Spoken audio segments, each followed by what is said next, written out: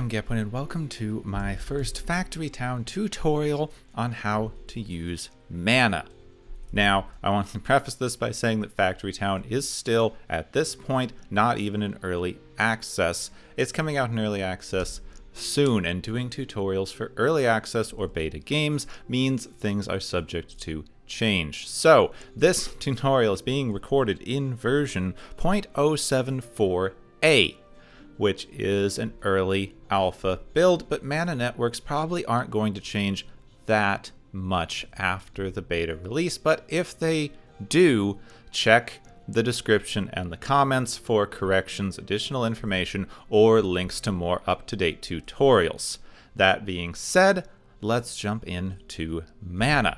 Now, mana is a late game resource, so you are going to need a lot of buildings and a lot of resources to make this work. The only couple of things that you should already be manufacturing before you get to mana are going to be pipes, and also you're going to need to have magic stones in order to build a lot of the mana buildings, but magic stones are something that you are going to also need by making mana, magic bricks. But you make magic bricks at a mana forge, which we're going to talk about in a minute. So once you research mana at your school, you can research mana purification, mana transmission. Those are the first two mana researches you're going to need. You're also going to need steam power, because steam power is what unlocks the steam pipes, and you are going to need pipes in order to move your mana around. But you're going to need a special kind of pipe called a mana pipe. Again, this is something that you're going to make with mana. So this all kind of gets curled up into a big old ball once you start going. Now, on the map, you have 5 different kinds of mana crystals. The first ones you're going to have to worry about are these that are just called mana shards. They are the white one. But the other things you're going to see around are fire stones, air stones, water stones, and earth stones in purple. These are the 5 types of mana crystals that you're going to have to work with. The other thing you're going to need a decent amount of when you're working with mana is fuel, because if you look into the mana forge recipe here, if you want to purify your white mana shards into mana crystals, which is the only usable form for recipes and also in your mana network, you are going to need fuel for each one you purify. Then, as you can also see here, once you have mana crystals, that will let you use this building to make mana bricks and mana pipes, and that is something that you will definitely need. Later on, you can use them to make magic rails and faster conveyor belts, which also you're going to need. We aren't covering those in this tutorial because this is just how you use and make mana itself and how you use mana networks. The first thing you're going to be working with is mana shards, and you can work with mana shards like most other mineable resources, except you can't have your workers harvest them. A worker can't harvest a mana shard with their bare hands.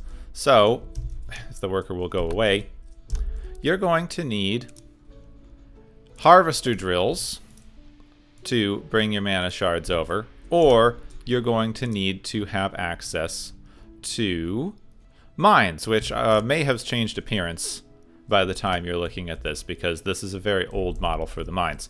So mines and harvester drills can both use mana shards and other mana crystals. Then you send your mana shards, of course, into this magic forge. And the magic forge you also need to connect to a source of fuel, which I have some coal ready over here. Now that is going to purify mana crystals, which are the white crystals here. That is your first step. Once you have mana crystals, you can start making mana bricks and mana pipes. You are going to need those 2 items for everything else you build, so make sure you set that up first. Now, the next bit is where it starts to get a little bit complicated. You have your magic forge making your mana crystals, but mana crystals are only useful for a very basic number of things, and one of the other things that you're going to want to do fairly quickly is start making fire crystals or air crystals or water crystals or earth crystals. Where you start is up to you. Air crystals are not yet very useful in the game. That will change later, but as of now, fire crystals, water crystals, and earth crystals are more useful. Personally, I would recommend researching your earth stones first, because earth crystals are some of the more useful ones in game for late game resource management. That being said, you are going to need to build a mana extractor, and you are going to need to find these temples. Now, the mana temples spawn randomly in the game. I can build them here in creative mode, but if you are playing in non-creative mode, if you're playing in normal mode, they spawn randomly. They will not be in your starting area. You are going to have to go over to new areas and purchase new land and hope that they generate in. They're usually within a couple blocks of your starting area. You shouldn't have to look too far to find them, but you are going to have to find one of these randomly placed on the map. As of right now, you cannot move them, so you're going to have to figure out how to work around getting your extracted mana to your temples, but the temples are 100% necessary for the process. So you are not going to be able to make purified mana crystals of any of the elemental types without first finding the associated temple. You have the red fire temple, the yellow air temple, the blue water temple, and the purple earth temple. Once you have your temple and you have enough resources to build your mana extractor, and you have built up a collection of your, again, mana bricks and mana pipes, you're ready to start purifying your mana. So you have a mana extractor, and this gets a little confusing. While these get you mana shards, these are fire stones. You start with a fire ore, which you get from the fire stone, and then you use the mana extractor to make it into a fire shard. This can be a little bit confusing because what you get from these is called a mana shard. And when you see that you need fire shards in your temple, you might think that you just need to bring the fire stones directly over to the temple using a harvester or a mine. But that is not the case. You need to purify these ores into shards before you can use them in the fire temple. And that's where things start to get a little bit confusing. Let's say that we get another mine set up. In fact, we don't need to say it, we can just do it. Let's get another mine set up, and we start harvesting fire ore and sending it into the mana extractor. Now, the mana extractor needs another resource, but it doesn't need a resource sent into it with a belt like you do with all other manufacturing buildings in the game. Instead, this works a lot more like steam power, where you're going to be using pipes, but it's a special kind of pipe, and you're going to need to set up some special infrastructure to use it, because you see down here it says that it needs mana power to operate. Power provided from mana crystals transmitted through mana pipes. So instead of simply taking your mana crystals and sending them into the mana extractor using a belt like you do with most other items in the game, you're going to need to set up a new resource line. And for those, you are going to need these buildings over here. These are your mana transmitter, your mana receiver, and your recharger. You are also going to need to have built mana pipes in order for this to work. So to set up a mana pipe network, which you are going to need, you will have to have a mana transmitter. The mana transmitter takes mana crystals from belts and transmits them into the mana pipe network. This is where it gets a little bit confusing. So what you have to do is have something set up. I personally like to use silos as buffers in these systems, which you don't have to. So have something set up that brings your mana crystals to your mana transmitter. you see here that the mana transmitter is filling up with the white mana crystals. And the mana transmitter can actually hold any type of the mana. You can see up in the right-hand corner, it can hold mana crystals, fire crystals, water crystals, earth crystals, air crystals, and it can hold all of them at once. That can get a little bit complicated. Now, in order for your mana transmitter to use these, you are going to also need a mana receiver setup. The mana receiver can be far away from the mana transmitter, but you need to remember that you're going to want your mana receiver to be able to send items back to the mana transmitter. It's very important. See, this sends items into your mana pipe network, and this takes items out of your mana pipe network. So, what is the mana pipe network? Well, if you use steam power, this is going to look very familiar. You can use steam pipes and set them up in the same way. You just use steam generators instead of mana. But once you have been making mana pipes, you click on the mana pipe in that menu, the power menu, and you get taken to this overhead view. Now there's some new things here. You have this here, which is the mana transmitter, and it's denoted by this little node here. You also have the mana receiver, which is denoted by this little X node here. Now the other thing that you have in this thing that is not particularly relevant right now is something called a mana connector. A mana connector makes this little square, and you can put it on any building that has this white border around it when you're in this menu. You see that this up here has a white border around it. That's the mana extractor. But none of these buildings do. Like the barn and the mana forge and the mine right now don't have... You can't put a mana extractor on them, but you could on, say, this enchanter or these shrines that we're going to get to later. So, mana extractor you place on a building. I'm not going to do that right now because it's actually unnecessary, because if you end your mana pipe on a building, it will automatically place a mana extractor, and that's something that I wanted to be able to show as well. So, get your mana pipes and start at your mana transmitter and click and drag, and you see you have a little green outline of where your pipe is going to go. Stop anywhere on a building with a white outline, and it automatically places the mana connector, which is that little box there.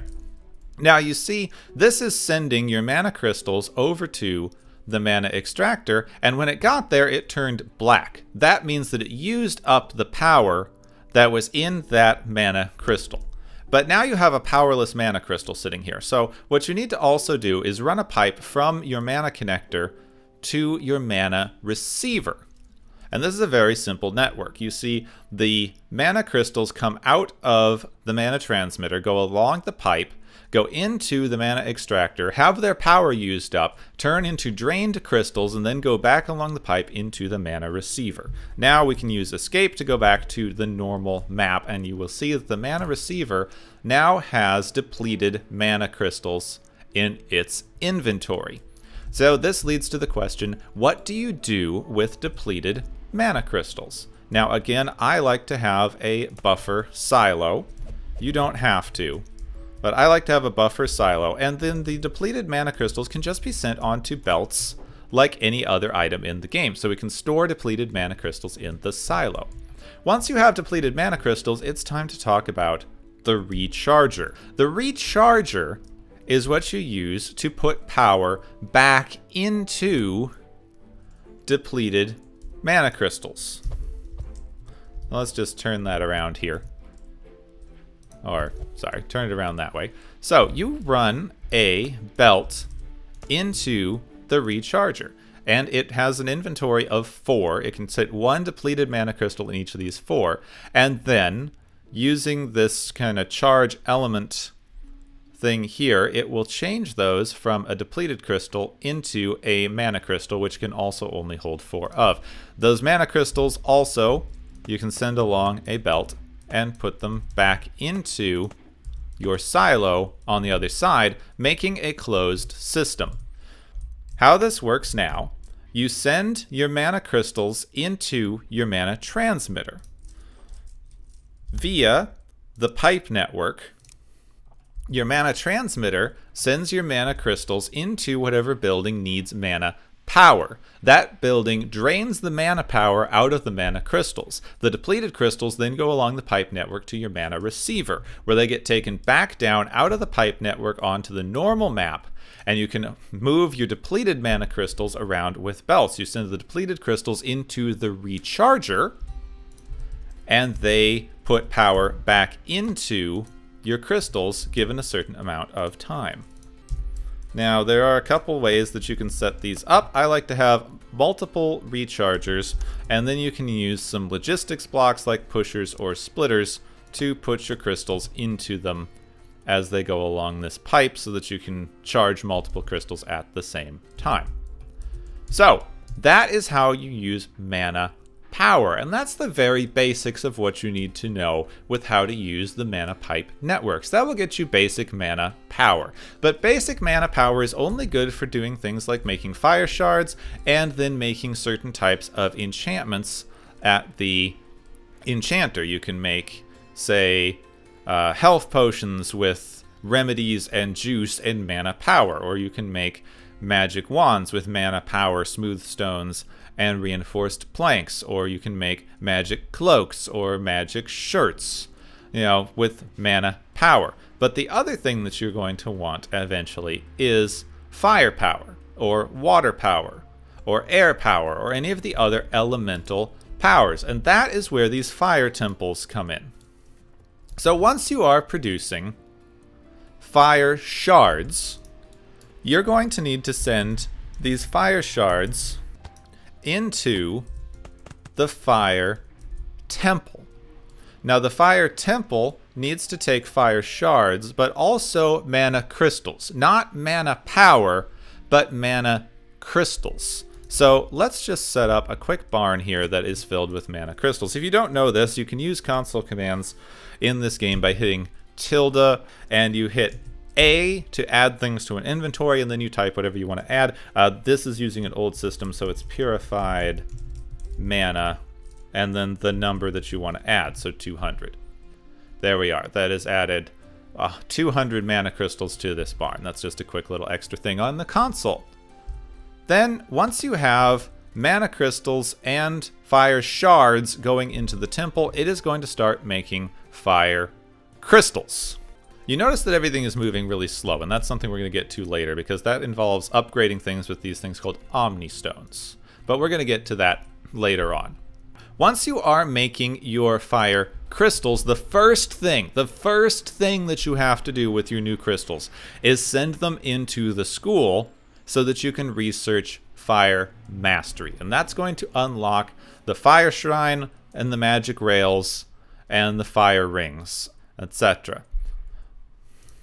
So you cannot do anything with your fire crystals except use them in recipes or sell them until you have researched fire mastery. The same thing goes for water crystals, earth crystals, and air crystals. The very first thing you need to do once you are making crystals at your temple is send them to a school in order to research how to use that particular kind of mana.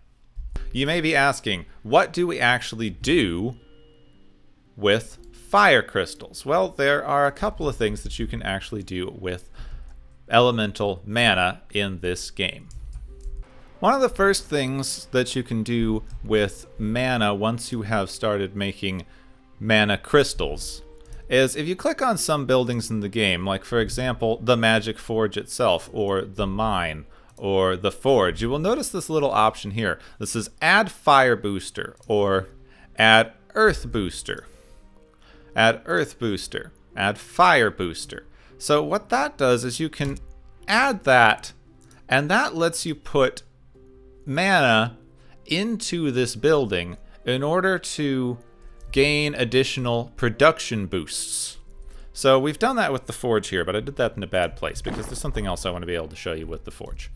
So once you have something like this added, this boost, this earth boost on the mine, you can then have another one of these networks set up. You can set up this little network with the transmitter and the receiver and the rechargers, which this is going to be a very bad one just to demonstrate.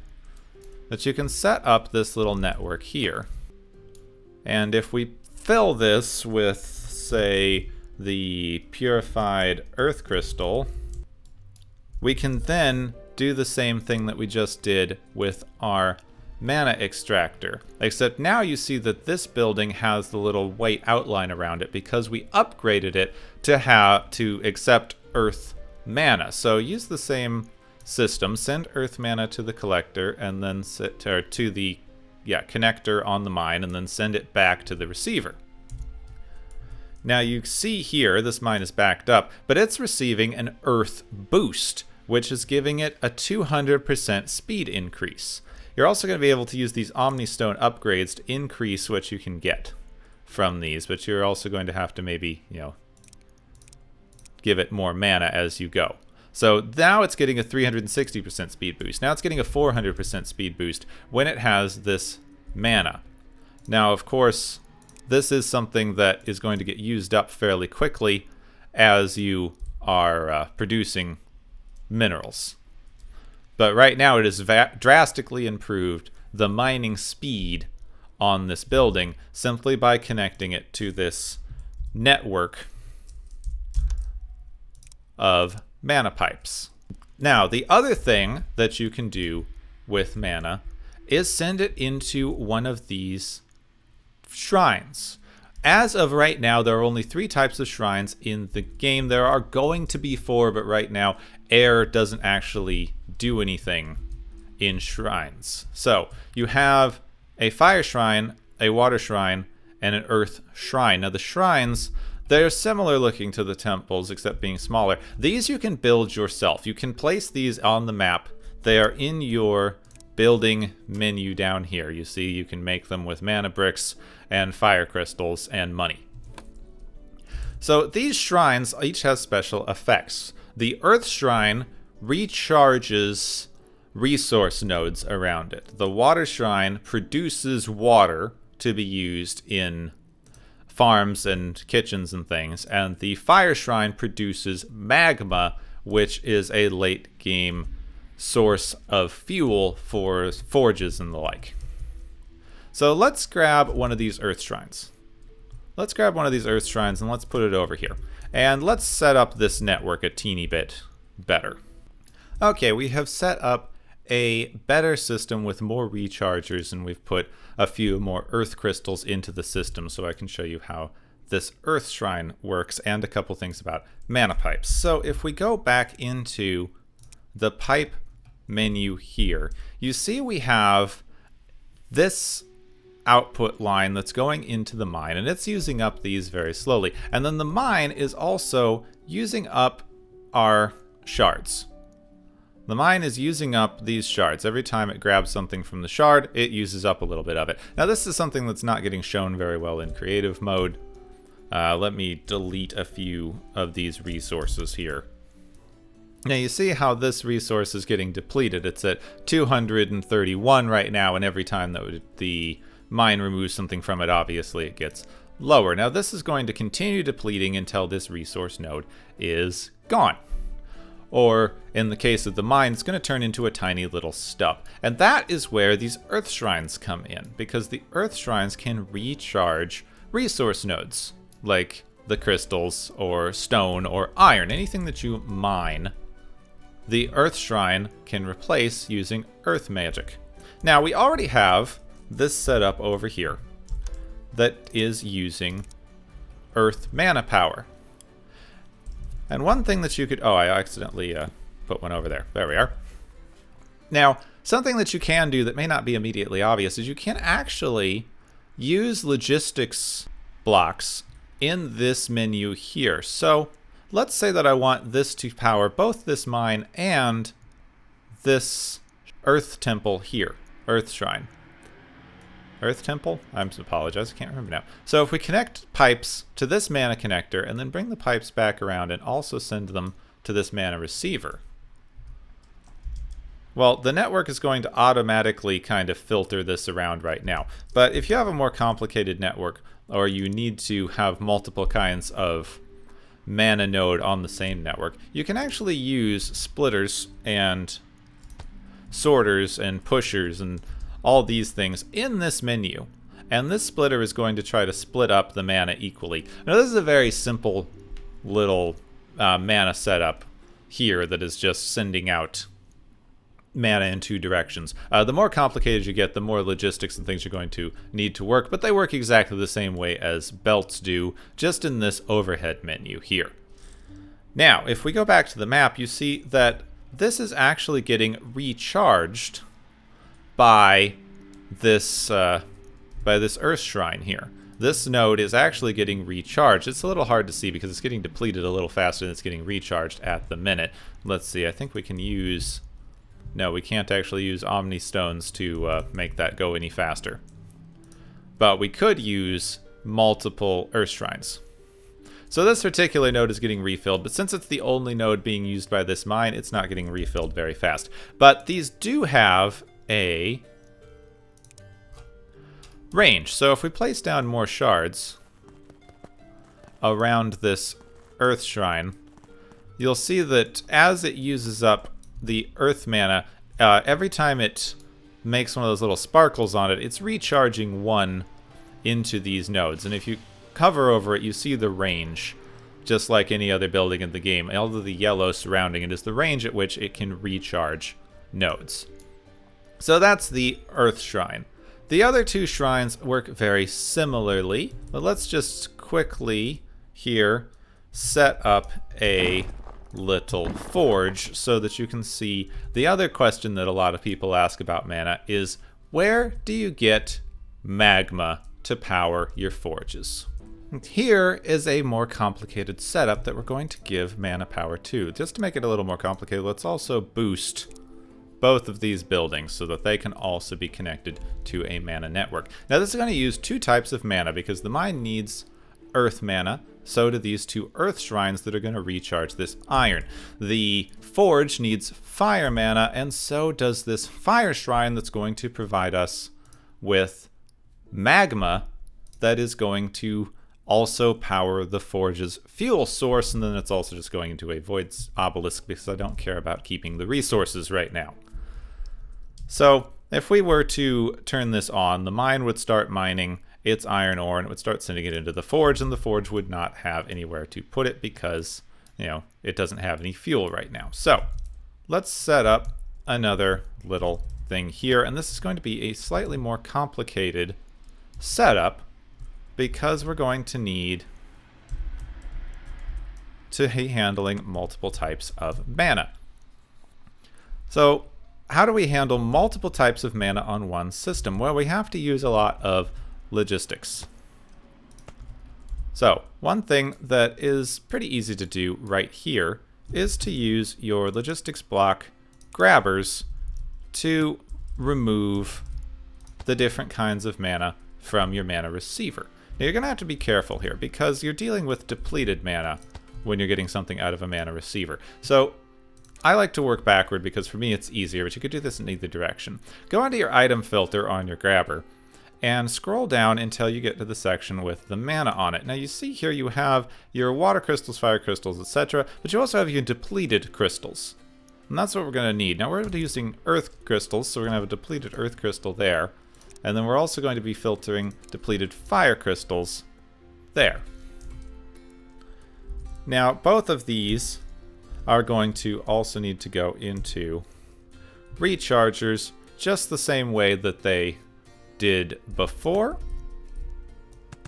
on the other side. Now you can combine the rechargers if you want. Seems like it might be easier to keep them separate, but you can combine them. You're just going to need to have another filter later on to kind of filter out the crystals once they're recharged. But something like this, especially if it's using up mana at different speeds, feels like it's going to be easier to just keep them on their own lines.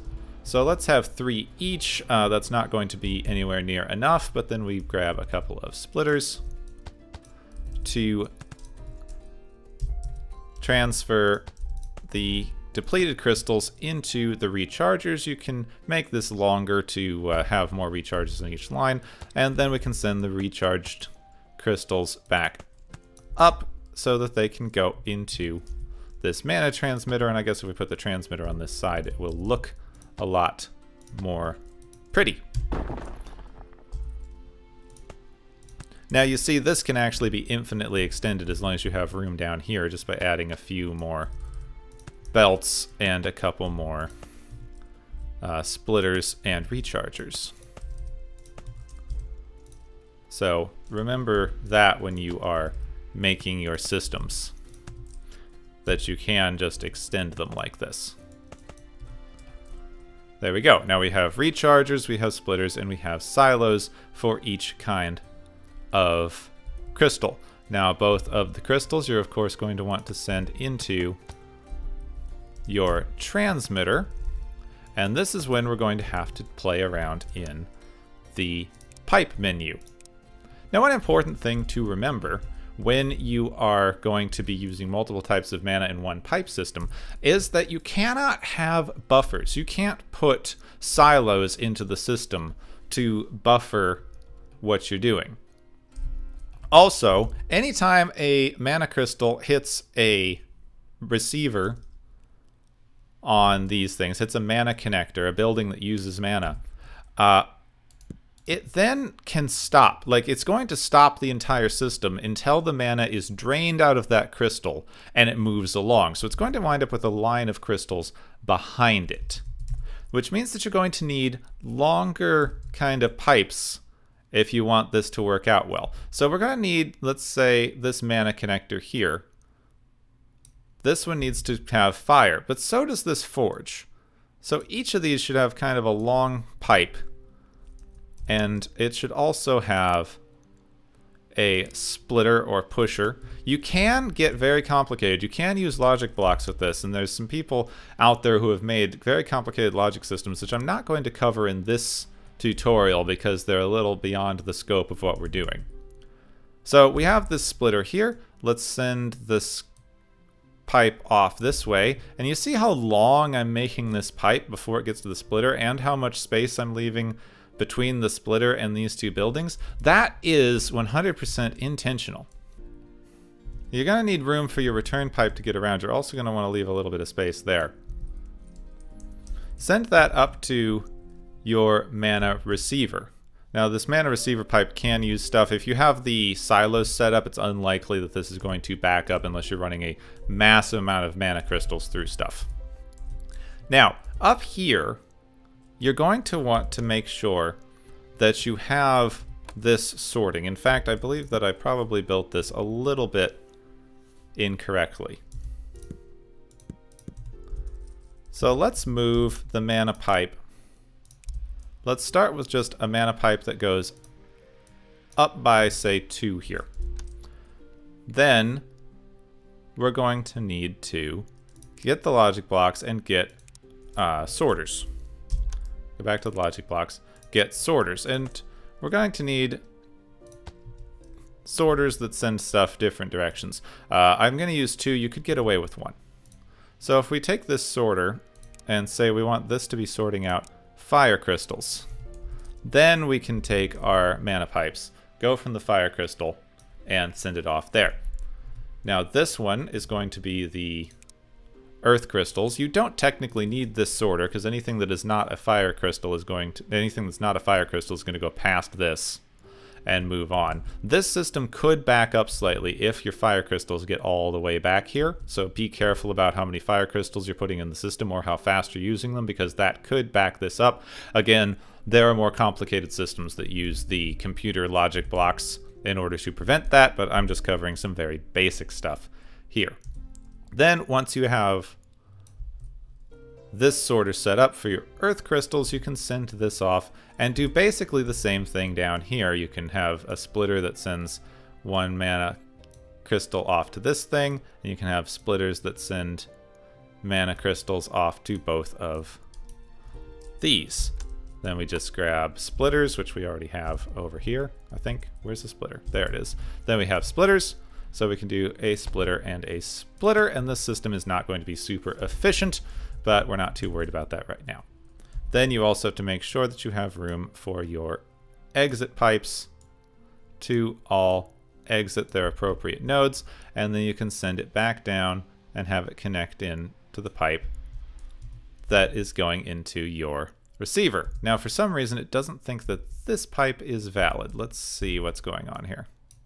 Sometimes you have to redo a connection. Let's just see why it thinks that that pipe isn't as valid as our other pipe. Now, for the moment of truth, this should be able to power both of these if we put some mana crystals into these silos. So this side is the fire, and that side's the water. Let's add a few crystals and see what happens. Now the moment of truth, we're going to turn this system on. Let's get back into the... Now you see, there it does cast some weird shadows. One of the logic blocks is casting a shadow down here, which is interesting. Alright, if we go to the mana pipes and we restart the system, you can see that it starts sorting out the mana crystals, and it starts using them and sending them back along to be recycled. Now, it is starting to slow down a little bit, so hopefully it doesn't back up enough to cause a problem. If it does, then we were going to need to extend one of these lines to give it a little bit more room for the mana crystals to back up. But it seems like right now it's using them quickly enough that it's not going to be too much of a problem, but we can keep an eye on that. In a second, you see it could start blocking the output on this, and once it starts blocking the output on this, it's going to slow down the output of our earth crystals. So here's a quick fix that you can do with this. Just grab your mana pipes. We are going to have to put some of these back in, but just add, you know, a little bit of extra space like you're in line at the airport. And it'll slow down stuff a little bit, but it'll give the fire crystals more room to kind of back up in the system. And it'll keep things from, you know, blocking themselves here. But that's something, just another little late game thing that you can use. And also, if you look up other things, maybe I'll do another tutorial later, there's ways to make this sort more evenly and keep from backing up in these same kinds of ways. So if we go back down here, we see that this is making our magma, which is going into the forge, which is powering the forge with magma power, which, let's see, what does each one of these give you? It doesn't even say. Powering the forge with magma power, this mine is being powered and giving us more iron ore. The iron ore is being recharged with these earth shrines, and you can see that we have all these little mana trails flying around here to show us that the system's working. These may or may not be staying. So that is all of the basics of your mana network. To give a quick little recap, you start off with mana shards, you send them into the mana forge, you use the mana forge to make your mana crystals, you send the mana crystals into the mana network and the mana pipes to power your mana extractor. You then send that into one of the temples along with the appropriate ore in order to make fire, crystallized fire, fire crystals, crystallized fire, old names. You make the crystals, and then you can use those crystals for more complicated things in more complicated mana networks like this one. And as long as it doesn't back up, you should be pretty fine. Now just don't pour too much mana into this system to keep it from backing up too far. Now this whole thing seems to be going fine. Once this storage silo gets full, I don't know how quick that's going to go once the storage silo gets full. But now you're powering this whole thing with magic. This is a self-contained system. This is going to work forever as long as your mana keeps going. These rechargers don't actually take more systems. Now, the other thing that you need to cover here is you see how all of these get upgraded with something called an Omnistone. Now, an Omnistone is the most late-game resource available at the minute. I think it's the most late-game resource that is ever going to be available in the game. And an Omnistone is used to continuously upgrade the speed of your productions. It may later be used for something called an Omni Pipe, that's not in the game yet. Now, you make Omnistones with this mana reactor. Now, the mana reactor is down here. It is a very late game building. You build it with 10,000 gold, 200 mana bricks, and 200 reinforced planks. It's not that expensive, all things considered. What you need to do for your mana reactor is you need to give it an input of all the different kinds of elemental stone, which I happen to have set up in these barns. Give it an input of all the different kinds of elemental stone, and then you power it with just mana power, which is the same system we have here. So let's just see. You just set this up. You give all the different elemental stones into the Omnistone Maker. This is filling up very quickly. There it goes. It starts spinning around once it's got all of those. And then we need to just quickly make a little mana network that will power this with mana stones. Now you see, as soon as we start transmitting mana into, oops, this, it's going to start making us Omni Stones, and actually it's not going to have anywhere to put those, so belt. All we have to do is add some mana into the system here. And this starts getting its mana power, and it starts making Omnistones. Now the other thing with this is you can actually boost it with water, with earth, water, fire, stone, etc. You can boost it with all of those. You can give it Omnistone upgrades, because right now it takes 30 seconds to make each stone. But this is the basic end game building that all of your mana has been building toward, and of course you're going to need to set up a ridiculously complicated network to get fire, water, earth, and air crystals all boosting the speed of this thing.